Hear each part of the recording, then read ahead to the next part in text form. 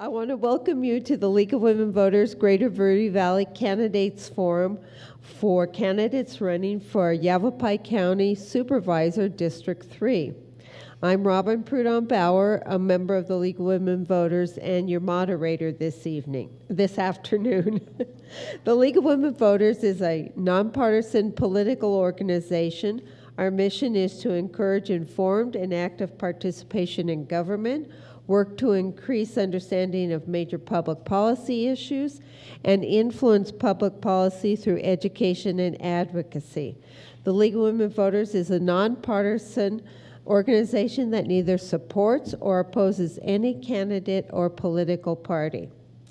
This forum today is being videotaped by Yavapai Broadcasting, Verde Valley TV, for showing on Cable 1, Channel 56, and Suddenlink, Channel 2, and also can be seen on YouTube at youtube.com, Verde Valley TV.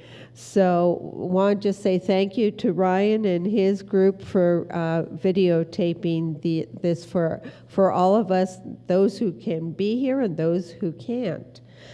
So tell your friends about the forums online. Before we get started, just a couple of things. Please take your cell phones and turn them to off or to vibrate. Thank you very much.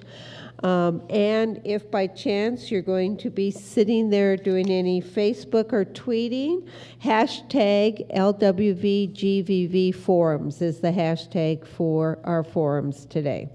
Okay, so you're welcome to take pictures, and I love to see that you would tweet and post on both Facebook and Twitter. We have a few more people coming in, so let me just go over a little bit sort of the format for the forums today. We have our two candidates up here. We have Randy Garrison and Diane Jones, who are the two Republican candidates running for the supervisor in District 3. We will hear their opening statements. The order has been chosen for their speaking. They will introduce themselves and share information about their qualifications, experience, and expectations. Their statement will basically be limited to 2 minutes. And then they will be given a question that was given to them by the League of Women Voters prior to the forum starting. Then I'll get to you in a moment, my dear. Then we will open it up from questions from the audience. You have the little 3x5 cards right there before you, and write your questions. And we have 3 league helpers in the audience who can pick up your questions. If you can raise your hands in the back of the room, that would be great. We have Christy Deschamps, Mary Gasway, and Ellie Bauer, who will be our question gatherers and support sorters. And also, I'd like to introduce our timekeeper, who's, of course, the most important person in the room. Yes, Lori Rubenstein, who will be, oh, guess what? I didn't turn my phone off. Nice going.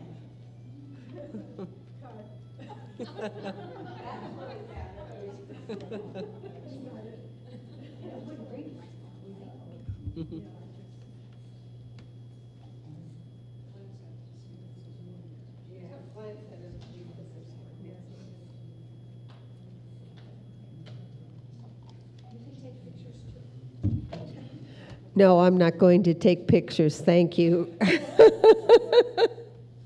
Oh my gosh. Yes. That's a little embarrassing. I haven't done that one in a long time.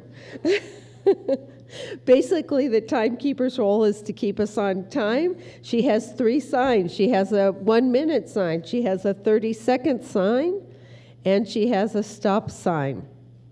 She will raise them at the appropriate times, and when she raises the stop sign, we ask the candidates to please conclude their remarks on that question. So as I said, our audience members can start writing questions as you think about them in terms of when the candidates speak. Are there ideas or issues they bring up you want to hear more about? So be ready to have a good time for about the next hour and a half, a little less than that. And I'd like to begin with opening statements, and our first speaker will be Randy Garrison. And we're going to ask the speakers to stand when they make their remarks. Thank you.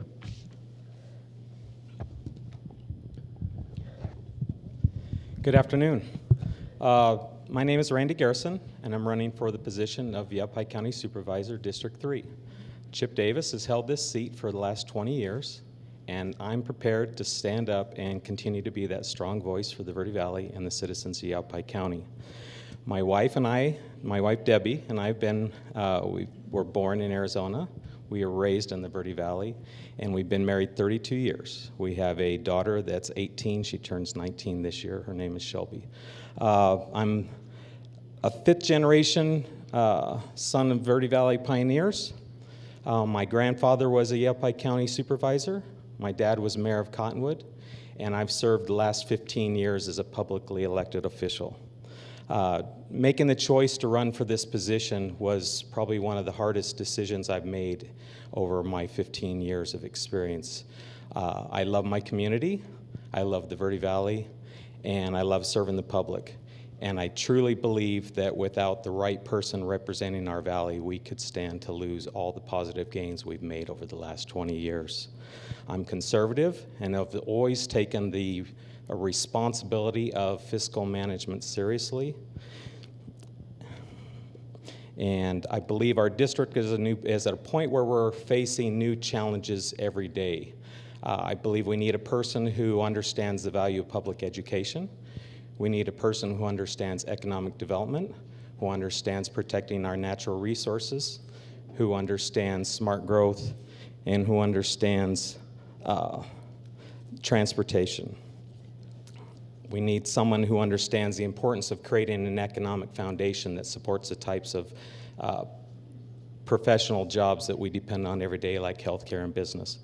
I'm that person, and I'm motivated to serve you. Chip and those before him have done an excellent job of managing this district, and with your support, I believe we can solve the problems of tomorrow together. Thank you. Thank you. Now I'd like to hear from our next candidate, Diane Jones. Thank you very much, Ms. Bauer, Ms. Prudhomme Bauer. Thank you to the League of Women Voters for hosting this. It's a lot of work, I know. Welcome everyone who took time out today to come and be here and listen to the issues. My name is Diane Jones, in case you don't know me, and I came to Arizona in 1953. I lived in Wilcox a while. I was about 18 months old, lived in Wilcox, Tombstone, and my dad was asked to be manager of the Sulphur Springs Valley Electric Co-op in the little town called Fry, right next to Fort Huachuca. And that little town turned into a big town called Sierra Vista eventually. So I have some pretty good roots in the Verde Valley and in southern Arizona. Verde Valley roots go back to aunts owning businesses in Sedona and spending a lot of time here. I'm a graduate of a 2-year leadership program called Project Central. It's sponsored by the Center for Rural Leadership and the University of Arizona. I'm also a fellow for the Flynn Brown Civic Leadership Academy. I have many certificates of education, have attended Yavapai College, have attended Western Iowa College, and have, as I said, many certificates for the work that I have done throughout the years. I have extensive job experience. I've served in the public arena since I went to work for Supervisor Chip Davis in 1998, and I have a lot of experience that I can bring to the table. My record speaks for itself, and experience as a city government official and work in the county supervisor's office will serve me well in serving you. Thank you. Thank you very much. Now we have a question that was given to the candidates ahead of time for them to answer. And on this one, we'll begin with Diane Jones. The question reads, how do you propose to balance the needs and concerns of the different areas of District 3 and the needs and concerns of the county as a whole? Diane. Thank you. When you're elected to Yavapai as a Yavapai County Supervisor, you're serving people in Seligman, you're serving people in Peoples Valley, you're serving people in Black Canyon City, in Camp Verde. You're serving people that don't live in your district. When you make decisions and vote, you're serving the whole county.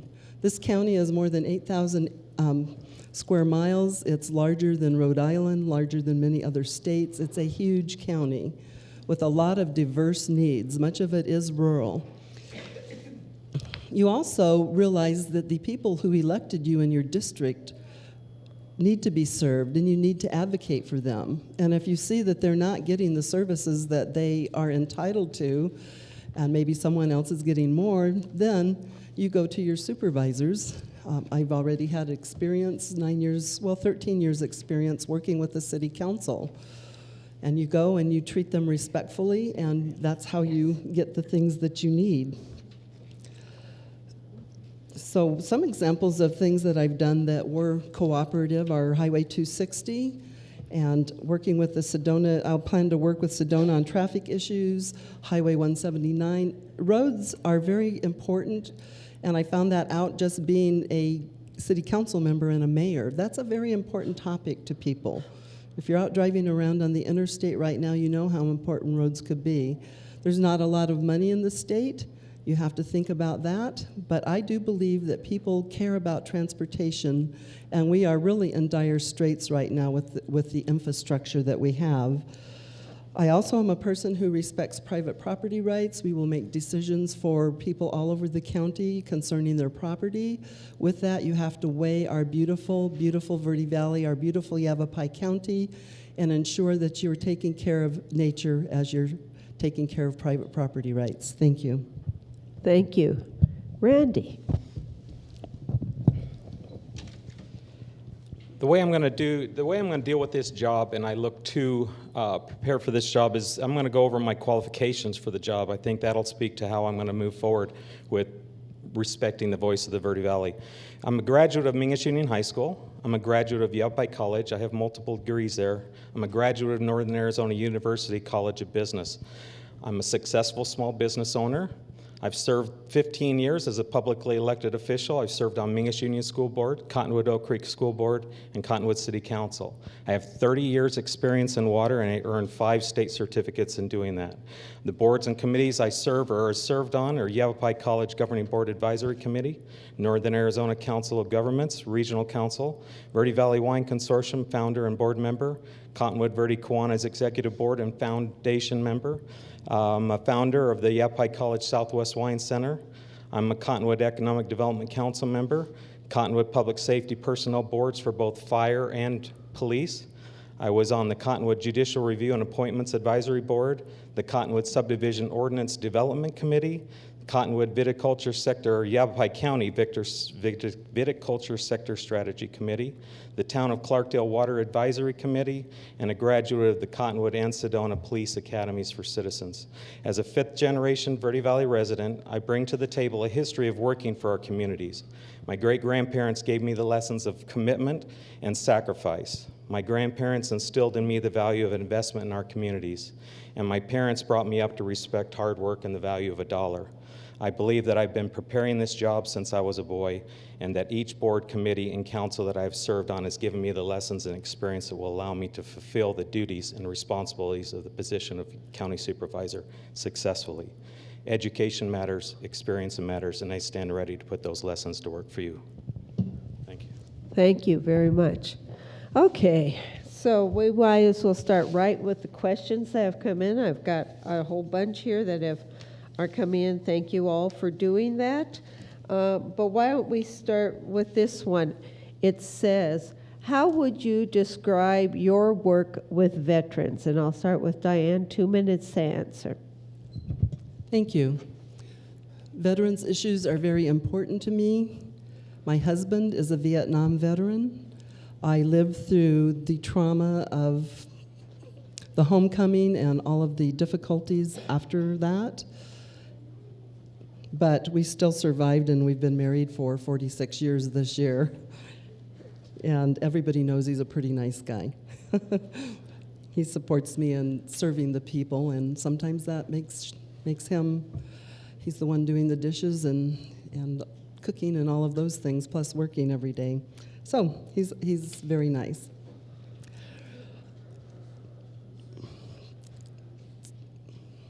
And there he is. I have worked with veterans issues for years. Some of the things that I've done is I played the lead person when Homes for Our Troops was building a home for Jordan Maynard. He lost both of his legs in Afghanistan, and he wanted to move to Cottonwood. We raised $26,000 with a team of people that worked really hard, and we were told that that was the most that anybody had raised in the whole United States for one of these homes. I also have helped with Homes for Our Troops. I've helped with different, the wall, bringing the wall here. I'm working on the Verde Valley Military Service Park as we speak. And I'm a mayor, and I will be a supervisor that actually goes to meetings. And I don't just stay for 5 or 10 minutes and then go home. I stay for the whole thing, because it's important to me for the public to know that I care long enough to stay more than 5 or 10 minutes. And I will be part of each community in my district. That's Jerome, Clarkdale, Cottonwood, Verde Village, Verde Santa Fe to Tissau Road, Sedona on the west side in Yavapai County, and the village of Oak Creek. Thank you. Thank you. Randy. I guess I can start off saying my grandfather was a vet, my father was a vet. I chose a completely different path. Veterans are very important. Their sacrifice is why we're here today. It's very important to remember the sacrifice they did and what they stand for. And I support our veterans. We're participating in the Memorial Park, but I have not and do not go to veterans activities other than I attended the Memorial Wall and the Vietnam Veterans Memorial Wall in Sedona, and I attend the different activities they do, but I don't participate with any of their clubs. But I will respect their voice just the same as I respect the voice of every citizen of Yavapai County. Great, thank you. Next question, and we'll begin with Randy, since you brought this up. You talked about smart growth. Could you please describe what you mean by smart growth? Sure. Water is going to be a very important issue with the Verde Valley as we move forward with the county overall. We're expected to have about a 40% growth in our county over the next 25 years. That's a huge impact. Right now, Cottonwood has 3 different subdivisions on the books that'll be putting in just a little over 3,000 homes. That equates to about 30% growth right here in Cottonwood over the next probably what will be 8 to 10 years. So we're definitely going to see that 40% growth in Cottonwood. With that brings the challenge of water and how we're going to supply all these new homes and all this continued growth and the economy that it brings with it, with water. So we're going to have to start building our housing smarter. We're going to have to figure out how to pay more attention to open space.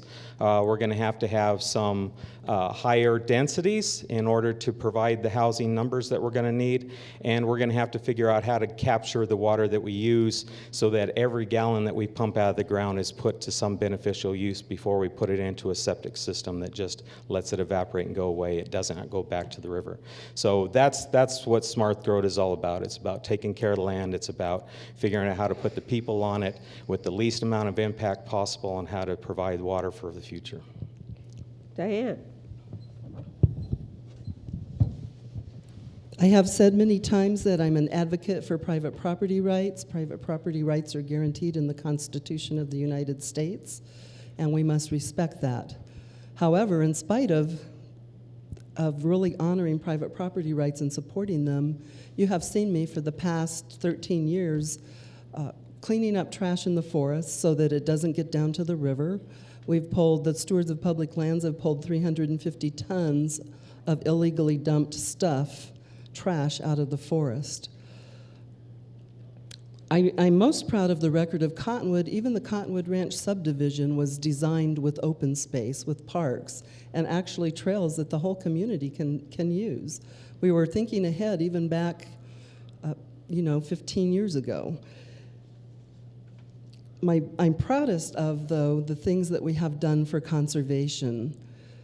We realize that groundwater is our only water supply for people because the city of Phoenix has the surface water supplies of the Verde River. And in good years, I'm told that provides 30% of their water down in Phoenix. But we get to enjoy it while it's here. That's the important thing of protecting that river. I've served on many water groups for river protection. Conservation has been a huge issue with the city of Cottonwood. We pump 1/3 less out of the aquifer since we purchased the private water companies because we've been able to consolidate.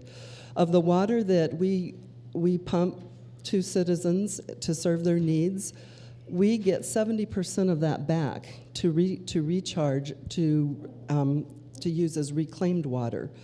So that's an excellent thing that we've done. We've been just amazing. And I would continue those things as a supervisor, even though county supervisors have less opportunity for the water conservation than cities and towns do. But there are things we can do, and I have a record of doing them. Thank you. You both talked about transportation as an important part of county infrastructure. What would you do to increase not only the repair of roads, but increase maybe the number of roads we have in the county? And I'll start with Diane on that. Okay. As far as the county goes, we have about $6 million a year in the half-cent sales tax. We actually make about $15 million a year, but in the downturn of the economy, we started sort of robbing from that kitty, and now we were down to 20% of it going for roads, and now we're back up to 40. We were at 80 when we started to collect that tax. I would like to see us get some of that money back as times get better.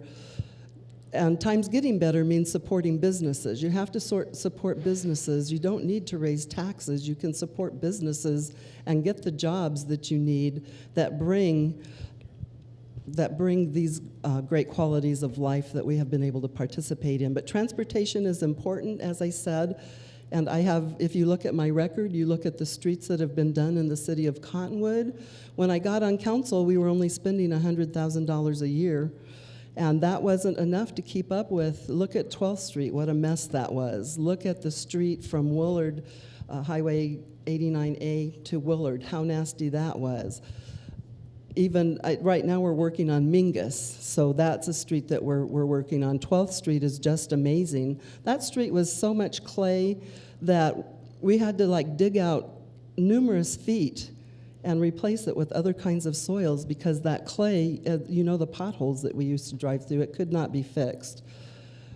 My record shows that transportation is very important to me.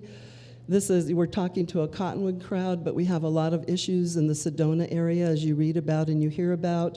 I will work with the city of Sedona, with their elected officials and ADOT and the other organizations. I have always welcomed ADOT to our community and tried to be respectful to them, and that is how you get them to support your projects. There is not a lot of money right now in those systems, and hopefully good times will come back and we'll have some. Thank you. Randy? Could you repeat the question? Yes.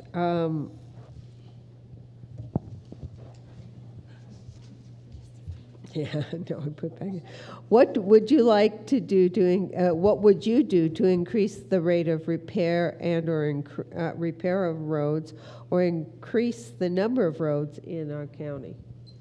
The problem is I'll get back to the 40% growth. We're under a huge impact in this state with growth, and The more people you bring in, the more cars you're going to have on the road, the more roads are going to be congested and crowded. And because of our topography and because of the fact that Arizona is 25% private land versus state and federal, there's very few places currently to put roads. We put our roads everywhere that it was easy. Moving forward is going to require a lot of thought and a lot of dedication and some real commitment from everybody to come in and fix these problems. And it impacts every area of the county, every area of the Verde Valley, and obviously if you've driven I-17 any time in the near past, you'll see I-17 is also woefully under capable. The county, you know, we only get 15 million, 14 million a year in road funding to provide the roads, and that's county-wide. That's split up among 5 different supervisors. So getting those funds brought into the Verde Valley requires a very strong voice. It requires a commitment, and it requires a person who's actually going to be able to sit down and work with a group of people, come to a consensus, and agree to spread those resources around to impact as many people as possible. And I'm going to stand up and be that voice that protects and serves the Verde Valley. Thank you. I might stay on this topic just a little bit further. We talked about roads a lot and moving people by automobile. Are there any other alternative transportation ideas that either one of you would like to put forward to maybe minimize the having to build new roads that could be very costly? And I'll start with Randy on that. There's a couple different things that can be done to help minimize the impact of traffic on the roads. One is transit. Transit, we could put transit in. Cottonwood's done an excellent job of building a transit system. We're one of the only ones in northern Arizona. Prescott's trying to figure out how to do that right now, but they just, the Prescott Valley just turned down a tax that would help fund that. We get a lot of our funding to do that from ADOT. ADOT understands the importance of transit and how to get those people off the roads. So I think we're going to have to look at ways to fund that. The county currently doesn't fund the level of need that the Verde Villages is getting out of the Cottonwood system. I think we need to study that very carefully, but the problem is once again, you're back to one district needing that service out of 5, and those other supervisors aren't necessarily willing to give up those tax dollars without creating a new impact to bring that money into one district, so they have to figure out how to spread that around equally. One of the things I think that's being done very smartly, and that gets back to the smart growth concept, is Sedona is creating a Western Gateway project. The whole idea of that is to create a new commerce center on the western edge of Sedona as you come into Sedona. It'll be built right around the school, the high school, and the community college area, and the community, the cultural park. The idea with that is to build a city within a city. It's kind of the same concept that's being looked out here for Bay of Montana or 89 and Vine, whichever one you kind of call it today, is to put services within the community that people can walk to the store, walk to get a coffee, walk to a restaurant, utilize the services without having to get in a car and drive down the road and impact the roads any more than they currently are. So that's getting back to smart growth, and we need to start looking at those types of solutions as well. Diane. Some things that I have worked on since becoming the mayor are streets and roads. You will notice that all new streets and roads, if we absolutely can do it with our rights-of-way that we have or don't have, but 99% of them actually have bike lanes and sidewalks. Bike lanes are very important. They could be used more if people felt safe on bikes. They don't necessarily feel safe. There may become a point in time where more people will have to ride bikes because fuel is not very expensive right now compared to the olden days, but it could easily go back up and has been predicted to do so. I've also worked on trails. That's another mode of transportation that people can use. Walkable communities, we have been building some of those types. Before, when planning and zoning first started, it was just get in your car and drive. Nobody ever thought about being able to walk somewhere. We in Cottonwood have been, as you notice, we've been allowing people to live above their stores or behind their stores. And this, we are trying to get planning, and I think that the new subdivision that will be on the corner of Willard and Willard and Mingus will be one of those walkable communities. The council has already talked about that, how you can go get a loaf of bread, how you can get a cup of coffee, how you can walk to the rec center. Actually, the Highland Square was built because it was close to the hospital, and it was also close to the recreation center. You could walk wherever you needed to go. And that has 60 units that will have subsidy. I was a main player in getting that subdivision with the council's approval.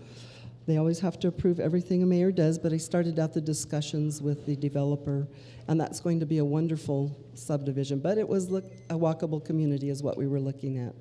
And transit, I didn't get to talk about that. Okay, thank you. We'll start with Diane on this one. What do you see as the most significant challenges and the most significant opportunities for Yavapai County? The county has many challenges, and one is funding for transportation and roads. And I'll just correct my opponent. We don't have $15 million for roads. We put that in the general fund, and all we have is a little bit more than $6 million. So we need to get those, our finances back in order and stop robbing the kitty. And if we could get the state to quit stealing our HERF funds, that would be also an excellent thing. You can do that as a citizen. You can go to the legislature and say, please, please stop stealing cities, towns, and counties' HERF funds, because we just need that for our own local roads. Challenges and opportunities. Challenges and opportunities. So I think funding for transportation is a huge challenge.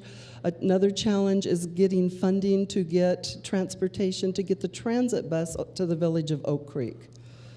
I haven't even been elected yet, but I joined the Sedona Village Business Association, and we talked about transit at our last meeting and how we could connect the Cottonwood area transit and the links over into the village. And they're already coming up, the business people around the table are already coming up with ideas on how to fund that. And that was so exciting to hear that discussion. And the village has said, we want the transit bus to come here. It helps us with employees, it helps our businesses, and they want to help elderly that can't drive anymore to get to the doctor. Opportunities, there are so many opportunities. We live in a beautiful, beautiful county. We have opportunities we are a rural county. We're one of the most rural counties, but we are quickly growing. Our urban areas are growing quickly. So we will have opportunities as this happens to be the best county in the United States. If we have great leadership, someone with a proven record, we will have a lot of opportunities. Randy. The challenges and opportunities of county moving forward. The county or the state? Did you say county? County. County. I'm going to start with the opportunities. One of the opportunities we have we're one of the most beautiful places in the state of Arizona, and Arizona is one of the most beautiful places in the United States. So we're right at the top of the heap. We have the opportunity to leverage our natural resources to provide a huge economic impact to this region. It brings in a lot of money. Sedona is a very good example of that. Their whole economy is based on tourism. So we have the ability to link our river and our forests and all of our open space and use that to heighten the awareness of this state and bring people in, which brings fresh money into our community and builds economic development. The challenge that brings is it's going to impact our water, it's going to impact our growth, and it's going to impact our transit. We're going to have to figure out how to bring those people in, take advantage of their time here, and not impact the natural resources any more than necessary so we don't lose them, and still provide for the people that decide to stay after their vacation is over and want to drink water as well. Thank you. I will start this one with Diane, because this question was directed at you, and Randy, you'll be able to answer it also. As you know, there are many people who have not been happy about the city of Cottonwood purchasing water companies in the Verde Village and Verde Santa Fe areas. Will you support the many in reducing the overall price of water for outside of Cottonwood? Not all areas outside Cottonwood have to pump water, such as Verde Villages 6, 7, and 8, and the Francaro area. Have to pump water? Water, yes. That last part is really not needed. The question basically is, will you support the many in reducing the overall price of water for outside of Cottonwood? So I'd just like to go back to the last question. I have been involved in what's called the Verde Front since its inception in about 2007, and this is a group that looks at the Verde River and looks at the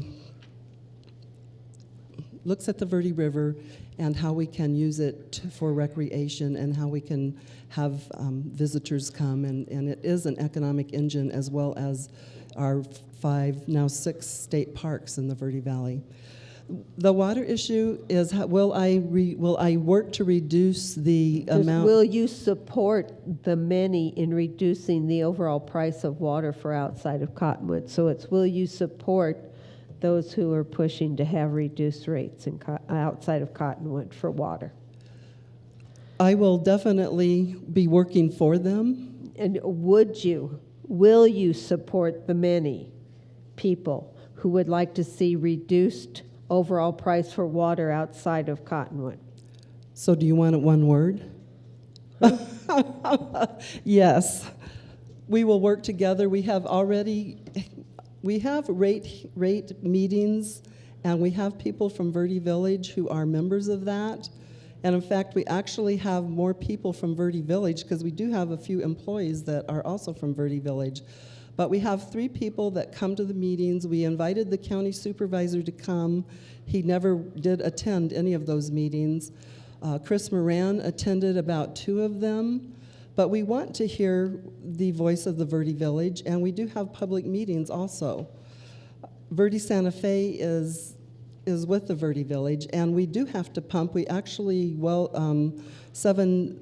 units 7, 6, and 7, we actually spent $1 million, close to $1,900,000 and some thousand, to purchase a well for the Verde Village, because there wasn't enough water for units 6 and 7.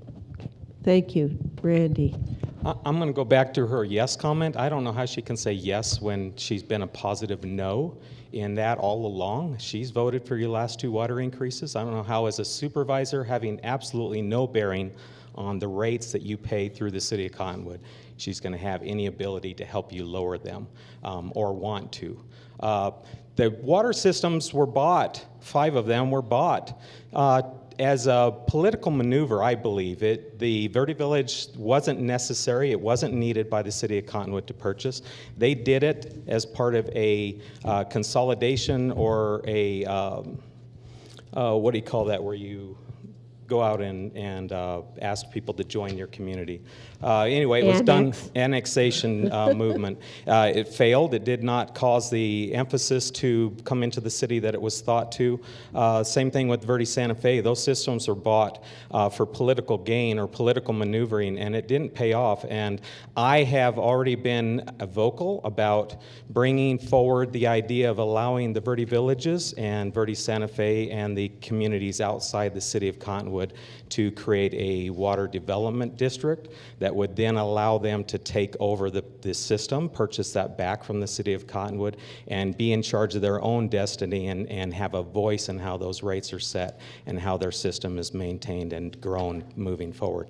And so that's how I would help the Verde Villages and the communities outside the city limits of Cottonwood take over and manage their rates. Thank you. Next question, I'll start with Randy on this one. Is there any chance for rebuttal? You aren't allowing that? I might get back to it later, okay? I think I've got another question in here, okay?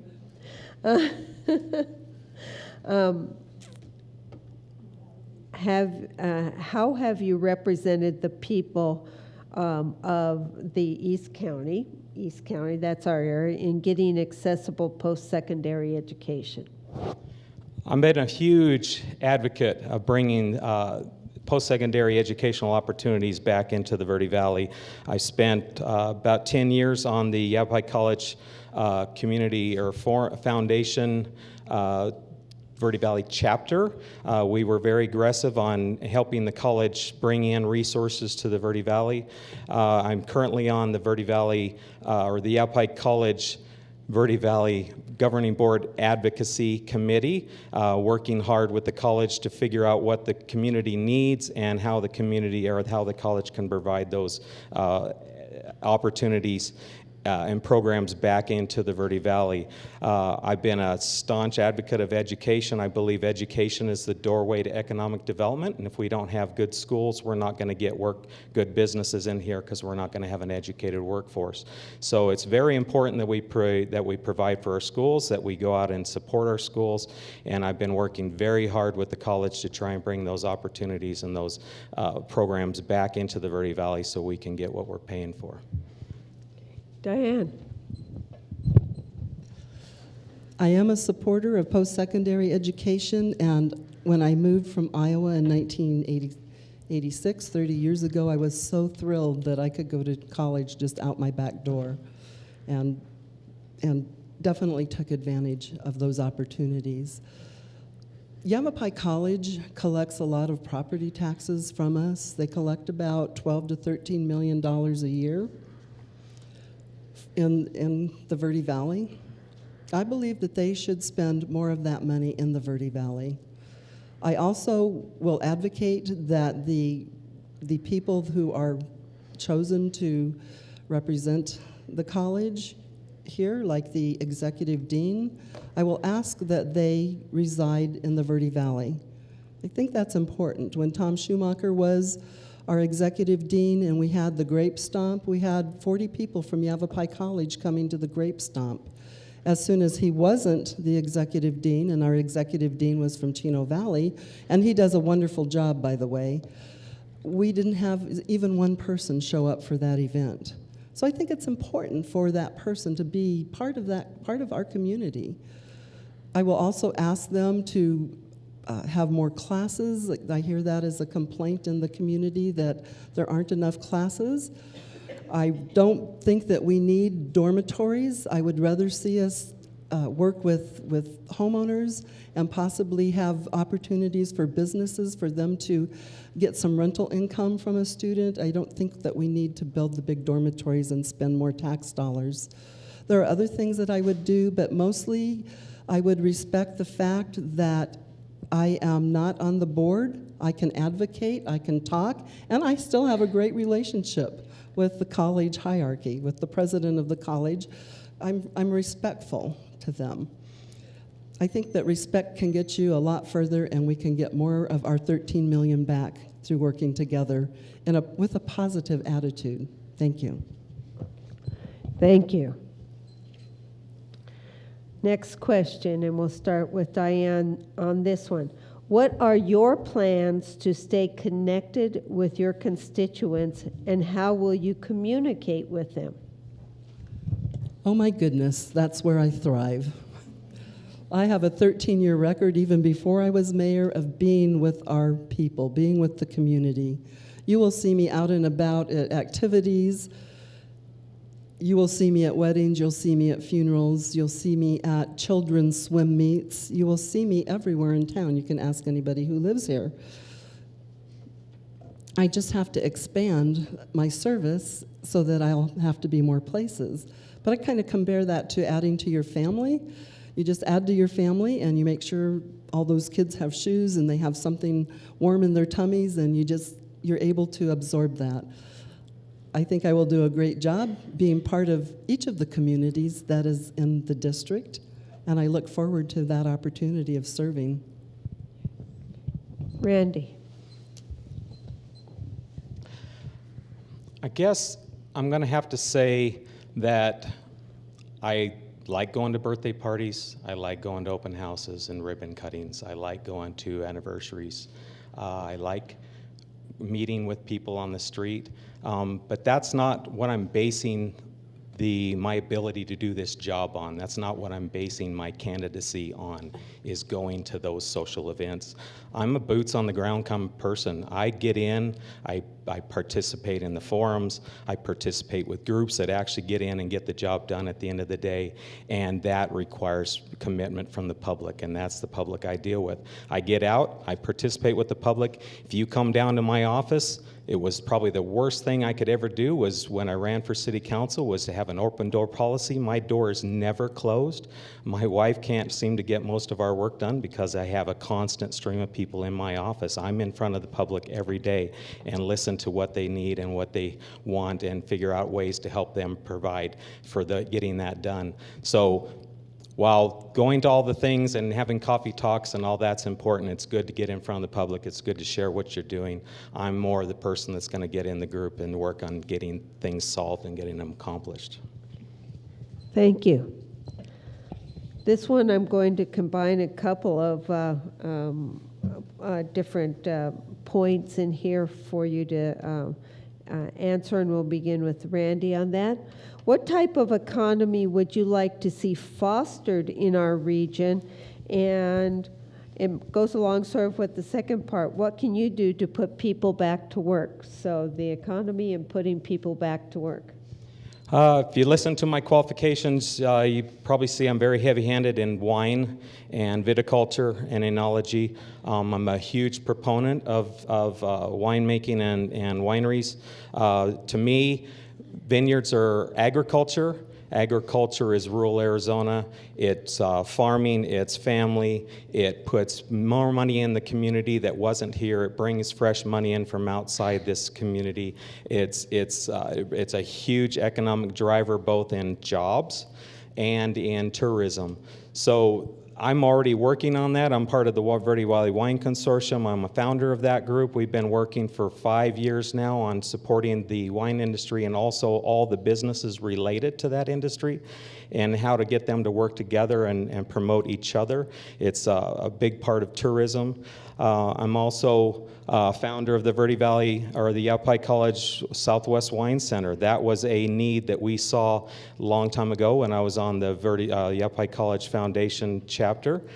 We undertook that, bringing that in as an economic tool and a way to create jobs and educate the people that would be taking those jobs, so those jobs were raised here in the valley and stayed here in the valley, and we didn't lose all our educational resources outside when they had to go look for a job. So I'm a big proponent of that industry and will continue to be a big proponent of that industry. Diane. Thank you. Jobs in the Verde Valley. That is something that we seriously need. Some high-paying, well-paying jobs. Our hospital is our largest employer, and there's a lot of auxiliary jobs that come with that. I served on the Verde Valley Focus on Success team, where we looked at economic development and what we can do. That included Verde Village. We're all the same zip code, and we were not able to separate data, so it's part of the Verde Village is in that plan also. And there were, I think there's more Verde Village folks on these teams than Cottonwood people. The Wine Consortium was actually, we had the very first meeting of getting the grape farmers and the winemakers and any auxiliary businesses together happened right here at the Public Safety Building, and I was at that very first meeting. They were extremely excited to work together. They did put together the consortium. It was a number of many people that worked on the consortium, and it was a team of people that did that. It was people who farmed, people who made wine. There were all kinds of folks involved on that team. Hospital, I would also like to see some industry.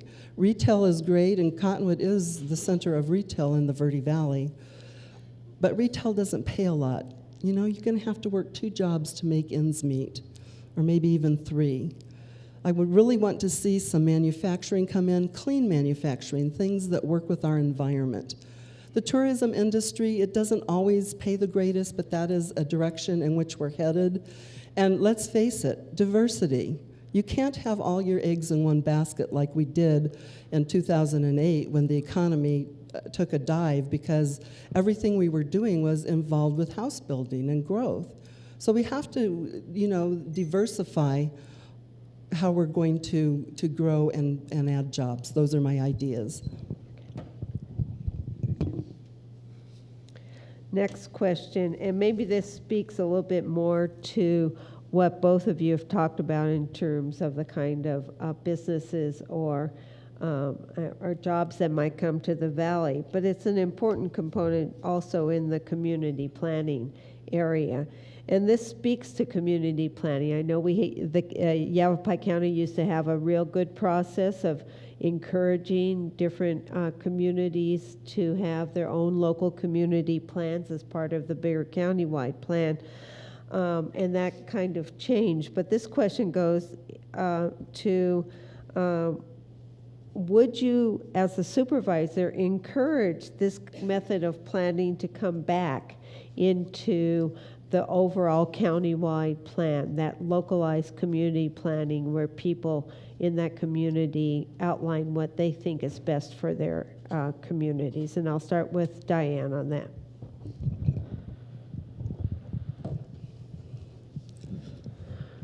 When I worked for Supervisor Davis, we actually received governor's awards for the Big Park Regional Coordinating Council. I have photos of it still. The Big Park Regional Coordinating Council, the Verde Village Property Owners Association, the Cornville Community Association, all of these are a voice to the supervisor. And I will listen to those voices and work with those voices. They're very important because unincorporated communities have no ability to do anything, and the supervisor can't be everywhere, and she would like to work with these community associations. I know that they make recommendations on planning and zoning issues.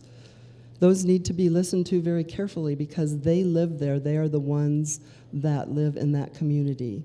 So I've already got a lot of experience working with the different entities. I would like to see the presidents like Amadeus LaRue be able to come to the Verde Front meetings, be able to participate in the intergovernmental meetings that we have. I've been attending intergovernmental meetings forever.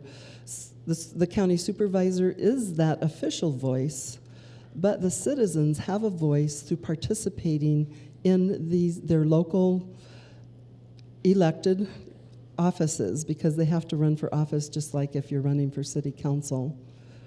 Those are very important, so yes. Randy. Could you repeat the question? The short part of it. The short part of it is basically, would you encourage the community planning to be used as a method to encouraged as part of the overall countywide planning that goes on? Yeah, I mean, this is kind of a sticky one. And Al, wake up. We'll try and pick it up for you a little bit. This district specifically is almost entirely under the purview of a city government, of a town government. Sedona has its own government, Cottonwood has its own government, Jerome and Clarkdale have their own governments. They already have a community development portion of their general plan. And the areas that aren't currently under a government have chosen to stay that way for a purpose. They're rural. And I don't know that other than the Village of Oak Creek has a very active business council, and they're trying to do everything they can to build the little business community or the business community within their area. For the most part, those areas aren't looking for commercial growth. They're relying on the cities that they go next to or they are next to provide that. And they are either the retirement or the housing entity of what are our cities. So I think doing things like supporting the Big Park Regional Council is great. They do a whole lot of job for the government, for the county specifically. I'd love to see the Verde Villages become active again and get a strong community group there that would have a voice that could speak up for their community just like Big Park does. And Cornville, obviously, they have a very devoted group also. Most of that area is outside the purview of this district, though. So I'm all in favor of supporting the activities of the groups groups that are already out there doing those things, but I don't know that the county needs to actually create another department that would be in charge of community development to deal with our rural areas. Okay, thank you. Okay, we're going to get back to the issue of water, and not so much water rates, but water knows no bounds. It doesn't stop from one community to another. What are your comments on maybe a regional approach to the delivery of water to the people in this district? And I'll start with Randy on that. I'll get back to my earlier comment about creating a water district. I'm really a big proponent, and when Brian first came in and started talking to us about the purchase of our system specifically, that was one of the concerns we brought up, was maybe looking at partnering up with Arizona Water and Cordes Lakes Water and us. We were the largest water provider in the Verde Valley at that time, and Camp Verde. Camp Verde's also was in the market of selling their system. Taking all those systems, bringing them together and creating a valley-wide district and take them out of the purview of government at all. And the big reason for doing that is you start to look at things as a region. You start to act on your water issues and your availability and your needs and where you got to pump that around as a region, instead of everybody looking at their little pocket of land and how to provide for just their own people. The splitting up of our system between Cottonwood and Clarkdale was a great example of how that isn't beneficial or cost-effective to the public. We need to start looking at this regionally. A lot of the studies that are done in this area, some of them are shared openly and publicly, some aren't. And I think we could go a lot further on sharing the information that we have collected and the taxpayers have paid hundreds of thousands of dollars for with the entire region, so everybody can take advantage of that information and figure out how we're going to deal with the water issues of tomorrow today. Diane. I was a member of the Yavapai County Water Advisory Committee for at least 10 years, maybe more. That committee was made up of people from all over, from cities and towns and the county, from all over Yavapai County. I fought against it being taken down, or however you want to say it, but I didn't win that battle.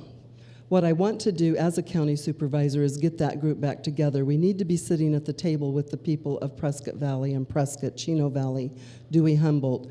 We need to be sitting at the table with Sedona, with Camp Verde, with Cottonwood, Clarkdale. And we each are different because some cities don't own their own water companies. Cottonwood and Clarkdale happen to own them.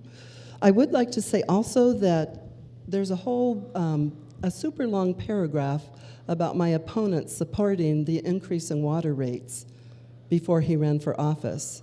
And then, when he ran for office, he voted no against the raising of the water rates. You can read it in the Verde Independent. Also, saying that we were stealing the water, that's just not true. The fact is, right here, Chuck Garrison talks about wanting to sell the companies. I can show you article after article after article. I have proof that our leaders were worried about our citizens having a drink of water when they turned on their tap. All of you who lived here 15 years ago, 10 years ago, got those notices. Stop using water, stop using water, our reservoirs are empty. Reservoirs in Arizona are tanks, but they're called reservoirs. And right here it says, but in reality, as a result of the new arsenic regulations taking effect in 2006, and this is Chuck Garrison, increased regulatory compliance, the need for additional water to support the current customers, and to provide for the growth in our area. Thank you, Diane. Can I respond? On this one, I will let a 1-minute rebuttal for each one of you. Okay, 1 minute for Randy, 1 minute for Diane. Are you ready for that, Lori? Okay. You know, she brought up all these articles. You need to read them very thoroughly. The article that was written by my father, not me, that was coerced. That was brought about because the citizens were complaining about what they saw as going to be their future water bills.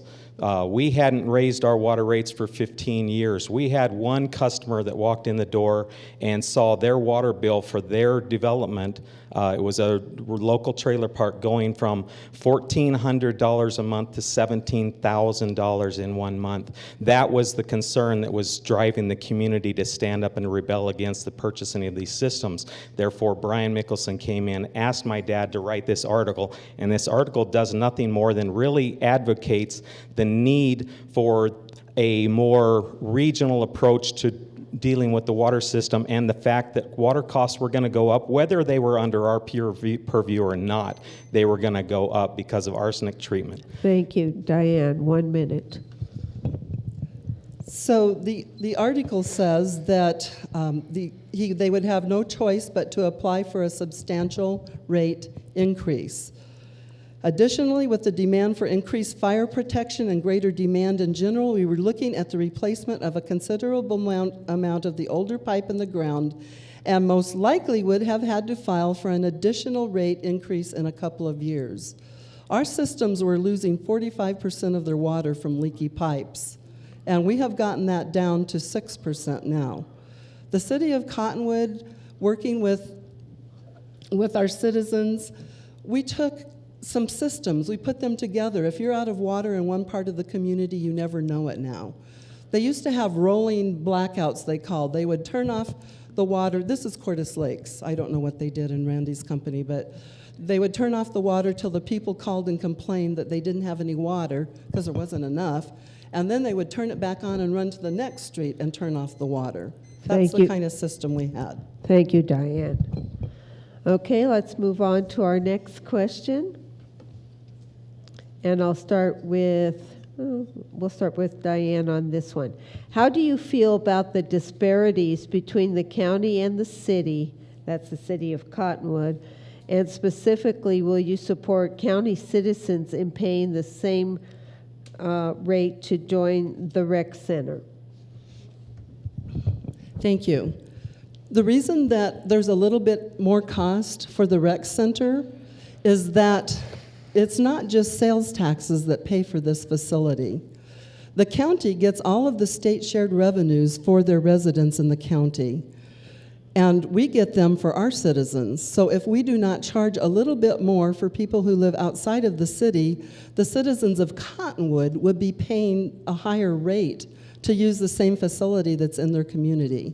So that is the reason for the disparity. We have to charge a little bit more because we don't get the state shared revenues to put back into this facility. The county gets those, and they go into their general fund or whatever they do with those funds. Okay, thank you, Diane. Randy. This facility was sold to the public, and I was on the Cottonwood Economic Development Council at the time this was being proposed, and I was actually one of the ones going out in the community and advocating for this facility. It was being proposed and sold on the idea that we would be paying it back at a roughly around 80% revenue versus cost going out, and that's accounting for the bond and the bond debt. So they also, as part of that study and as part of the sales of that service or this facility to the community, they hired a company to do a survey and do a cost analysis of what needed to be charged to utilize this facility. That was going on, I think, 9 years ago, 10 years ago at this point. How old's the rec center? Anyway, we are still not to the point of charging to use this facility that the survey said we were supposed to charge when we opened the doors. I don't see how we can charge what we're charging the Cottonwood residents, and as a county representative, I don't know that I would have any voice in asking the city to reduce those prices for people outside the city limits. That's purely a city decision, but if they don't do something, it's costing all of you money to use this place. So expect to pay more, but it is a facility that should be expected to pay more. Thank you very much. Let's turn our attention a little bit to the younger people who live in our community. We oftentimes don't talk about their needs. So could you, and I'll start with Randy on this, could you describe what we should do if we should do more things for the youth in our communities than we do now? Thank you. We should always do more for the youth. And what would you do? And my record, I'm very proactive on schools. I've been a big proponent of schools. I still am a big proponent of education. The youth is a sticky subject. I grew up here. I played on dirt roads. Our favorite thing to do in the summer was build a fort and a wash somewhere. We didn't have activities. Since that time, the city has been very aggressive on bringing more resources and more things to the table for our youth to do. They just opened recently the youth center over here in the old firehouse. And it's woefully underused for the amount of effort and time that's been put into that by the community members. Pretty much anything that we've tried to do is not being used correctly, and it becomes more of a babysitting service. Providing services for the youth is very difficult, and I've always been a big proponent of Head Start and programs that take care of the kids' after-school programs and letting the schools deal with that population, because the government just hasn't been able to do a good job of providing any services that the kids want or they will actually end up using at the end of the day. So I'm all in favor of working with the community to figure out ways to deal with that problem, but currently I don't see that the government is itself doing a good job outside the schools. Okay. Diane.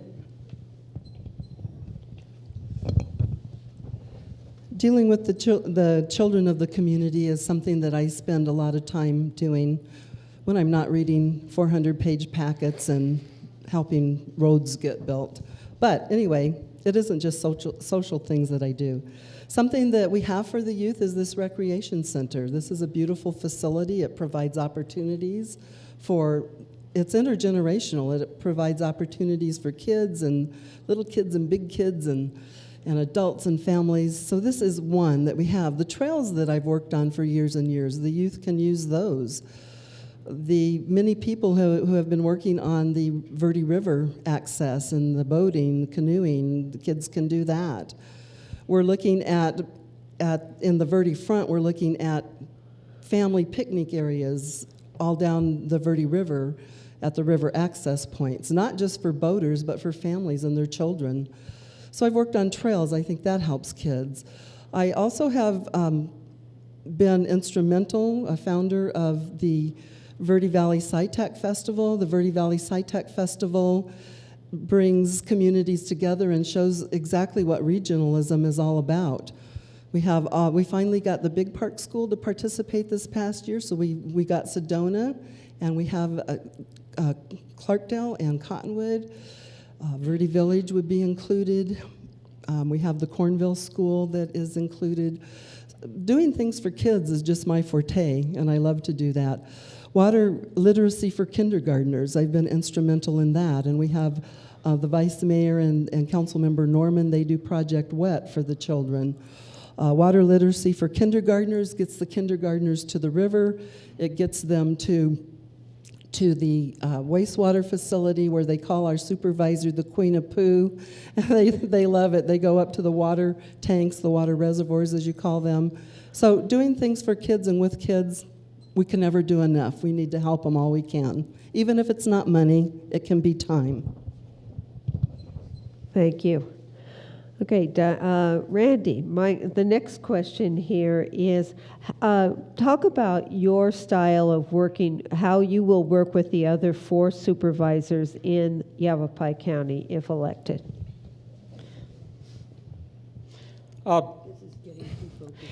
You have to be open-minded. You have to have a temperament that allows you to engage in conversation and differences of opinion and walk away with a cohesive understanding of not only the need, but how to deal with the need and provide a solution moving forward. All the time I've spent on boards and committees,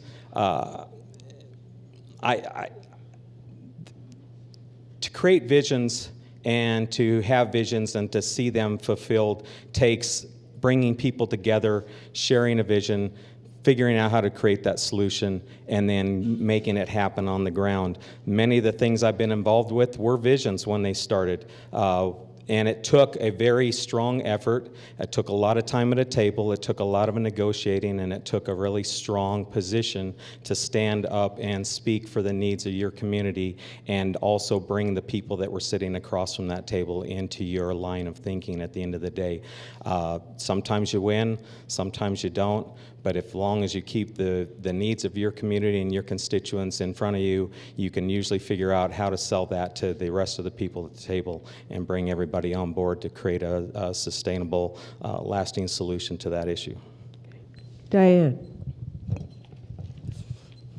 You probably see that some of the communities and towns and cities in the Verde Valley have a little bit of a reputation to being, their councils being kind of fighty sometimes. You look at the city of Cottonwood and you'll see that we have had a collaborative process. We are respectful of each other. And guess what? I learned, or didn't learn, I just knew in my heart that if I didn't treat the city council members who served with me respectfully, that I wasn't going to get a single thing done. I was not going to get my vision done if I didn't respect their visions. There have been some tremendous issues with Yavapai County, especially when we had 3 supervisors. There were a lot of fights and people didn't get along. Hopefully, and the way that I think I've already proven that I operate is that I operate in collaboration. I'm respectful of my council, our council. I would be respectful of the other supervisors. I have seen with 5 supervisors that it seems that they're a little bit more cohesive. Everybody knows that, yeah, you need to get in a good fight if you're not getting your citizens' needs met, and you need your voices to be heard, and you need to be strong and advocate for them. But I think even with Yavapai College and with the Board of Supervisors, with our city council, you get a lot more done for your citizens if you try to act respectfully toward one another. And I believe that we need a lot more of that respect from the federal level on down to your local government.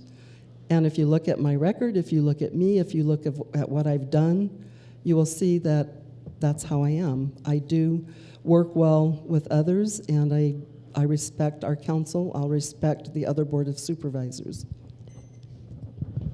On that, just a little bit, Diane, I'll let you come back and answer this. What comes to my mind is, what do you see as your vision of Yavapai County in the next 5 years? My vision of Yavapai County in the next 5 years is to get another water advisory committee put together. My vision is that it won't be advisory to the Board of Supervisors. That model didn't work very well. My vision is that it will be less expensive, although we got probably a dozen important studies done that people are still using. I went to see that Water Advisory Committee with all of the cities and towns in the county back together at the same table in the same watershed looking at water issues. So that's going to be one of my first priorities. I also would like to see us get more of that $15 million back for our highways and our roads. I mean, you have to look beyond the next pothole and have a vision, and I have a vision, as I did for Cottonwood. With the cooperation, with a great council, we all moved forward, we all agreed, even though when I got on council, I got chastised for it, but I didn't give up. I stayed true to the goal, and you will see what our council did with streets in the city. I served with the Board of Supervisors. I worked for Chip Davis when Beaverhead Flat Road was built, so I have a history of that street, or that highway. I also had worked on Mingus Avenue Extension and was actually on the city council when that took off and was being built. Regional roads are important. We need to look at how we get people from the village to the hospital. We need to make sure that if an elderly person has a heart attack, that it's not 20 minutes before they can get to the doctor. We need a road that, in addition to Highway 179, because that's really a 2-lane road, that road, I don't even know how a fire department vehicle apparatus gets past a car. We need to think about the kids in Big Park School now going to the high school, the 7th and 8th graders. So transportation and transit are my issues. Thank you. Randy, What's the question again? what is your vision of Yavapai County in the next 5 years? You know, one thing that's been great is getting out, meeting the people of this county. You realize growing up here that each enclave of our valley is different, but you don't realize just how different till you actually get out and knock on doors and meet people face to face. We have a great area, we have a beautiful environment, and we have some really strong opinions, and they're collected around your community. My vision for moving this county forward, or what I see in 5 years, I'd love to see a community college in our Verde Valley that's actually prosperous. It thinks about the students. It provides opportunity and educational programs that actually fit the needs of our citizens here.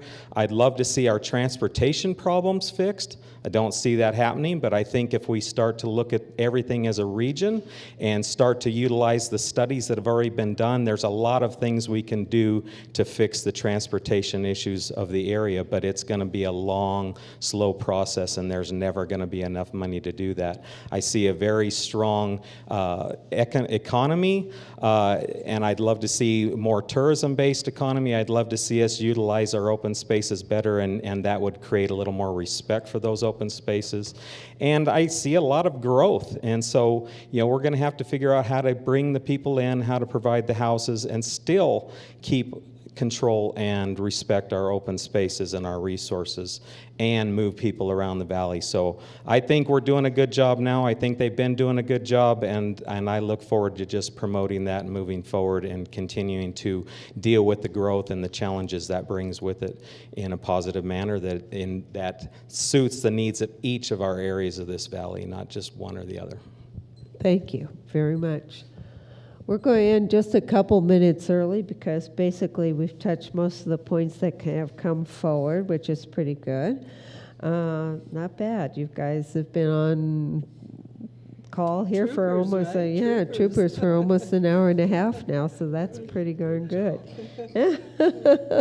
I'm sure there's more discussion that you would want to have with everybody in the room, and after we conclude, you're welcome to have more discussion with the candidates, those in the audience. So at this point, I would like to have Diane Joan give us your best closing of why we should vote for you. Thank you. I have worked with governors, I've worked with senators on the federal level, representatives, I've worked with state representatives, state senators. I've been doing this for more than 9 years now. I serve on the League of Cities and Towns. I've been on their policy committee for a number of years. I have experience in working with others. If you look on votedianejones.com, you'll see the endorsements I have. And being a very humble person, it just amazes me that the people that have stepped up to support me in this race. It's amazing. Being a graduate of Project Central and also a fellow for the Flynn Brown Civic Leadership Academy, I probably have a network of around 600 to 700 people that I know very well all over the state of Arizona that I can just pick up the phone and call and say, I need this or I need that. I do believe that that's important, these relationships. I'm a respecter of private property rights, as I said. I value the environment, and I have worked hours and hours and hours on environmental issues. My record stands for itself. Regional projects that I've worked on are organizing recycling cleanups, stewards of public lands, Kids at Hope, founder of the Verde Valley SciTech Festival, where our communities came together for science, technology, engineering, and math, and it can't just be about the kids. The whole community has to support STEM so that when these jobs become available for these youth, they're ready for it. And I would also like to say that I care, I love, I lead, I serve. I ask for and thank you for your vote. Thank you. Randy Garrison, tell us why we should vote for you. Leadership is not only about having a vision. it is also about taking that vision and building consensus and cooperation with those around you, and standing fast in pursuit of creating a reality. I have experience taking visions, building teams, and creating positive results. And I have experience doing that without raising taxes or burdening our communities with debt. Let's be perfectly honest, this is a job, and the person you hire should be the one who is most qualified to fulfill the duties of this position. I'm a businessman, and while the county is primarily a service provider, it is in reality a very large business. Competent leadership is essential if you care about your tax rates. I'm educated in business, being the only candidate holding multiple degrees from college and university. I understand budgets, know how to build within my means, and plan for future success based on sustainable revenues. I have experience balancing declining budgets and providing higher quality resources while lowering costs and liability. Remember, this is a job interview. Please treat it as such. Do your homework, study our records, view our experience, and vote accordingly. I have the education, the experience, and the temperament to be successful in serving District 3 and the citizens of Yavapai County. Please vote next month, and please consider me as your choice for Verde Valley or Yavapai County Supervisor. Thank you very much for coming today. Thank you both very much. Let's have a round of applause for both of the candidates. So on behalf of the League of Women Voters Greater Verde Valley, thank you, both of you, for being here today, and for your audience, for your questions, your attention and participation, and for Verde Valley TV for videotaping this forum. Candidate information is around here someplace. I'm sure they have plenty of it. And also we have a voter registration table outside. If any of you have not registered to vote, I look around the room, I think you all have. But if you're new to the state or you have recently moved, be sure you have re-registered to vote or registered to vote in this election. The deadline is August 1st for the primary election. Early voting for this election will begin on August 3rd. Those who are registered to vote non-preference independent can vote in the primary election. Those voting early need to request a ballot from the county elections office for the political party of your choice that you want to vote in, or when going to the polls, just request the ballot from the political party you want to vote in also. So that's like as clear as mud, but remember, the thing is, independents, non-designated can vote in this primary election. Again, I want to thank you all for coming. There's some cookies.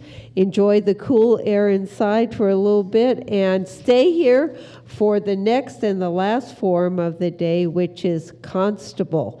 You're going to learn more about that than you ever knew before. So thank you very much for coming.